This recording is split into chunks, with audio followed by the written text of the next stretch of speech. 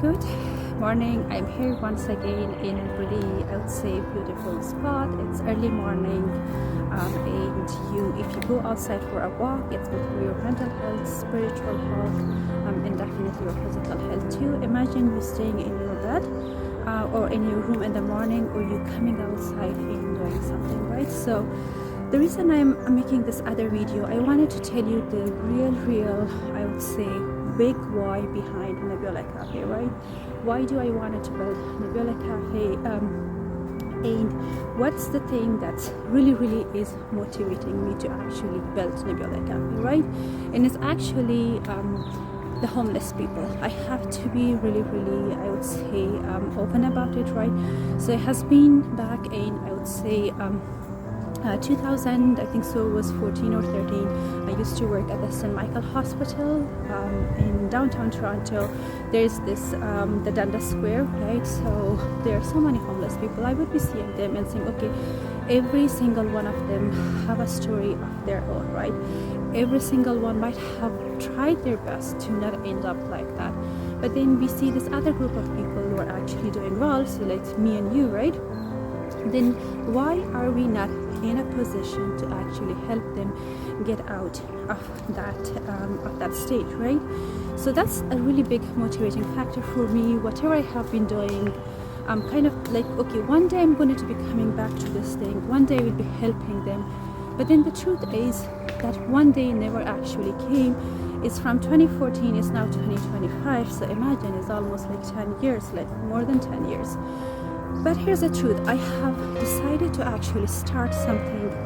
So Nebula Cafe, right, the main purpose of it is, it will be actually a full service restaurant, and from its proceeds, I'm going to be helping the homeless people and also the people who are actually at risk of becoming homeless, right? So that's the main thing. So at the moment, I'm actually raising 500K, right? So the first 200K will be actually renting out a facility and then helping the homeless to do their transition into that facility and providing some rehab services. And then you would think how I'm going to sustain that after that, right? So that's where the restaurant or the Nebula Cafe came in, right? So I wanted to spend the remaining 300K to actually build the Nebula Cafe.